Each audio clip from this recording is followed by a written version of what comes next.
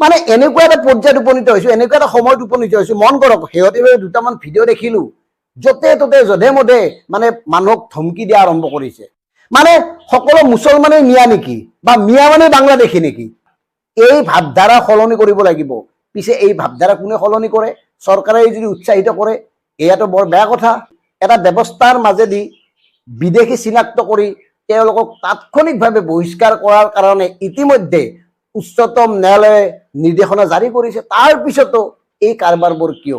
আনহাতে ৰাইজসকল মন কৰক, এই যে মিয়া মুছলমান বাংলাদেশী এই নাটকবোৰ কৰি কৰি আমাৰ কিমান লোকচান হৈছে। কাজিৰঙাত উচ্ছেদ কৰিলে 14 কোটি টকা দিবলগীয়া হ'ল।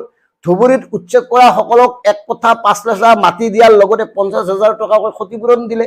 গোৱালপাৰাৰ উচ্ছেদিত সকলকো ক্ষতিপূৰণ দিবলৈ বাধ্য হ'ব। এইকাৰণে বাধ্য হ'ব, ইতিমধ্যে উচ্চতম ন্যায়ালয়ে নটিচ পঠাইছে, জাননী দিছে চৰকাৰ আৰু প্ৰশাসনক, মানে সেই উচ্ছেদক লৈ।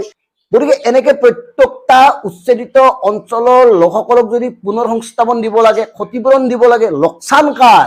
গতিকে এই কথাবোৰ নুবুজা নুশুনাকৈ একাংশ জাতীয় নামদাৰী দল সংগঠনে যি ধৰণে এক ধৰণে আইন হাতত তুলি এটা শ্ৰেণীৰ লোকক দাবী হুমকি প্ৰদান কৰিছে, এয়া কোনো কাৰণত শুভলক্ষণ হ'ব নোৱাৰে। সেইকাৰণে আমি বাৰে বাৰে কৈছো, অনাগত সময়ত অতি জটিলতম অৱস্থাত উপনীত হ'ব ভাৰতীয় গণতন্ত্ৰ আৰু এই গণতন্ত্ৰত বাস কৰা লোকসকল।